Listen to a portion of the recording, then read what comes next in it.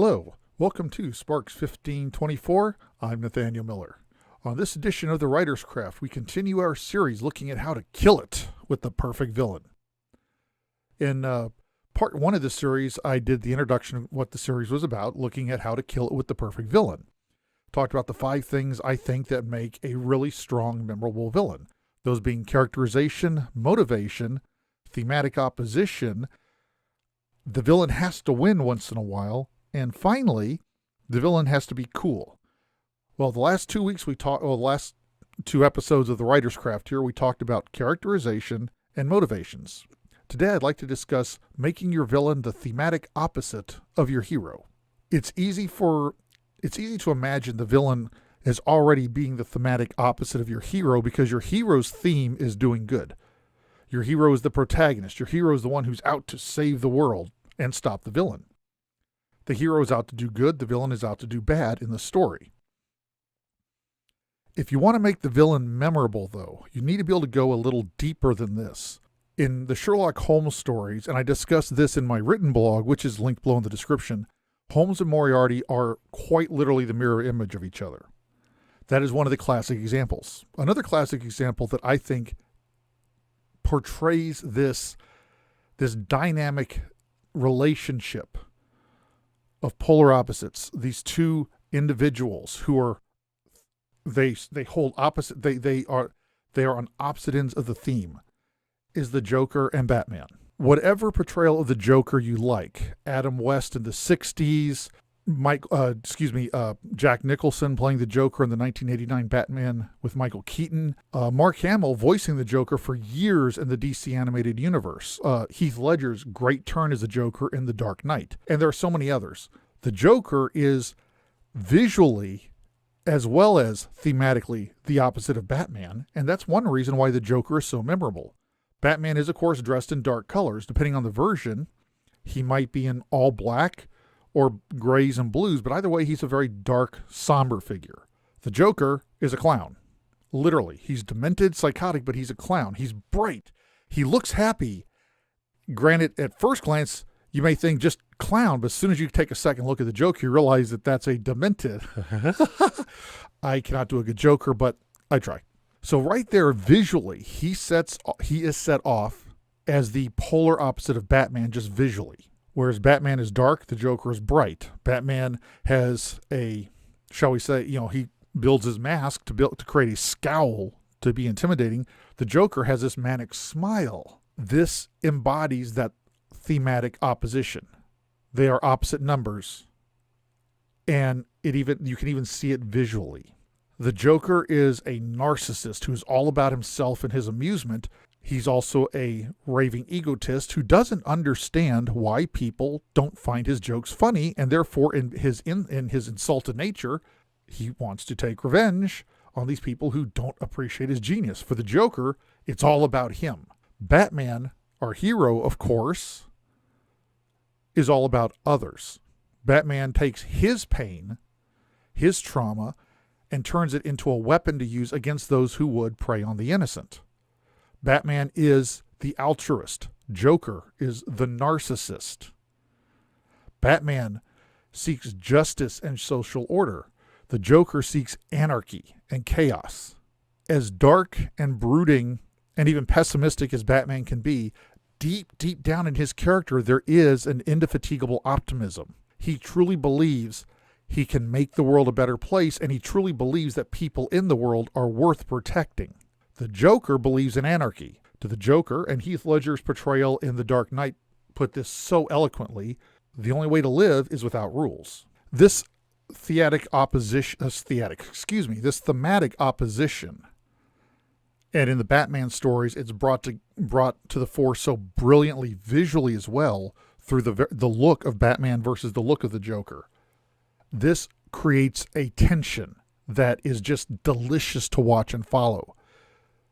The conflict between such a well-drawn, pardon the pun because we're talking comic book characters here, but such a well-drawn hero and such a well-drawn villain that are literally such mirror opposites of each other sets up a conflict that the audience just is salivating to watch. We want Batman to win in the end. Batman's the hero. He's the guy we're rooting for. We want him to win. But we can't help it. We laugh when the Joker does something hilariously lethal. Jack Nicholson in 1989 had the theater in stitches as he was murdering people right and left because he was theatrical. He was doing it as a clown. Heath Ledger's Joker, if Jack Nicholson's Joker was the perfect version of the character in a comic book cartoon setting, Heath Ledger's version is the perfect portrayal of the character as if the Joker were in our real world. Heath Ledger, he's not funny, but he is still just, to use the same word again, deliciously enticing to watch because you never know which way he's going to jump. You know he's going to do something nasty, but the tension is built because you're waiting to know what nasty is he going to do. And what he does nasty, of course, is anarchy, is murder, is horrible things. Interestingly enough, when Batman is confronting a criminal, we start to get all tense because we wonder, what's Batman going to do? He's got the guy by the throat against the wall, holding him up by one arm, and the criminal starts taunting him that, I know you, you follow the law. What could you possibly do to me? And Batman just gives that little half evil smile. And we're like, oh my God, what's Batman going to do? And the guy probably ends up with a broken leg or broken arm or similarly broken dreams. Yet the Batman is doing it because the guy is a criminal who's preying on the innocent. With both these characters, you have the audience on their seat wondering what they're going to do. You take two titans like that, put them together in opposition because they are so perfectly matched thematically, it's a blowout. It's memorable. We all love Batman. Well, those of us who are fans, we love Batman, but we also love the Joker. I want Batman to win. I want the Joker to lose, but gosh darn dagnabbit, if I can use some old-fashioned phrases, it is a hoot to watch them come up against each other because they're such perfect polar opposites. They are two sides of the same coin. Now, normally during this series, in both my written column and in on the video version, I compare and contrast. I talk about a villain who, through characterization or motivation, was just outstanding and memorable, contrasted by a villain who, whose writers dropped the ball in that aspect. This time I'm changing the rules a little because I want to discuss another villain who is memorable largely because he was such a thematic opposite to the hero. Harrison Ford's Indiana Jones is a wonderful, well-loved rogue adventurer. He is definitely a flawed character, and if you watch the Indiana Jones movies in the chronology of the series, not the actual production order, then Temple of Doom, the second movie produced, is actually a prequel set in 1935 before Raiders of the Lost Ark. Then you have Indiana Jones and the Last Crusade, and finally, Kingdom of the Crystal Skull. If you watch the movies in that order, you will see a definite evolution of Indy's character from a very selfish, out for fortune and glory adventurer, as shown in Temple of Doom, to a man who is still an adventurer, still a very flawed character, but who now has grown into a much bigger view that he's part of something bigger. He goes after the Lost Ark not because he wants it, but because he's trying to stop the evil Nazi Germany power, the evil power of Nazi Germany from getting it. This is where I want to contrast Indiana Jones with his thematic opposite from Raiders of the Lost Ark, Renee Belloq. Renee Belloq is a French archaeologist, and from the off, when he first meets Indy in Peru at the opening of that movie, one of the greatest openings I ever saw in my life, you clearly realize he and Indy are dead even matched. They're both adventurers. They're both rogues in their way. They're both quite willing to bend the rules and skirt the line of, shall we say, nefarious activities to attain their goals. And that's where it stops. That's where the similarity stops. Indy skirts that line but pulls back. Belloq skirts that line and then goes over it. Indy, as self-absorbed as he might be as a character, and that's been part of his growth through these movies, is getting past that. He still has that view of something bigger than him.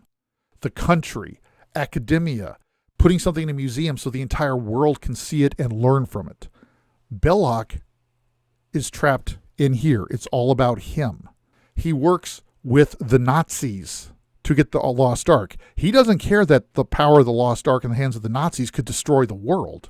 All he cares about is getting the Lost Ark because he wants it for himself in the end.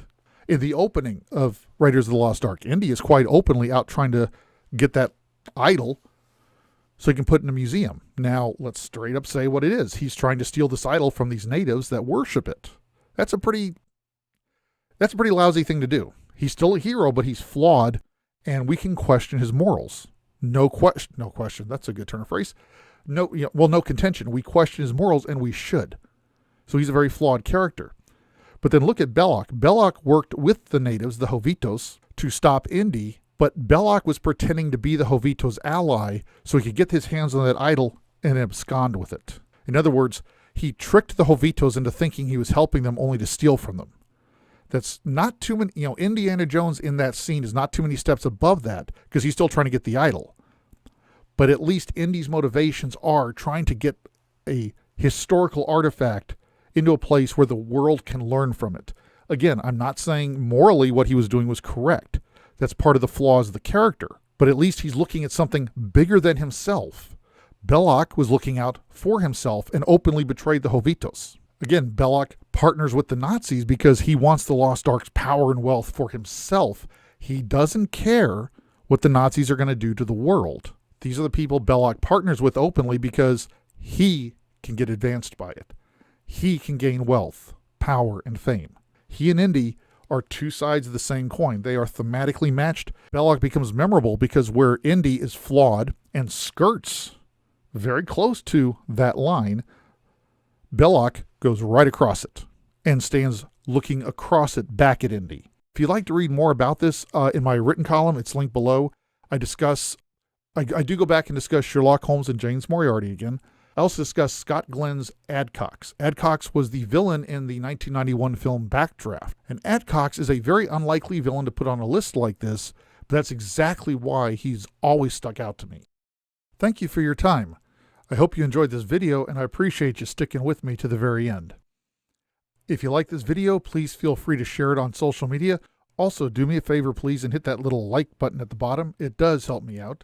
Feel free to subscribe if you're interested. I do have ongoing programming that covers a number of topics here on Sparks 1524. Until we meet again, I hope you have a great week, a great weekend. Don't stop writing.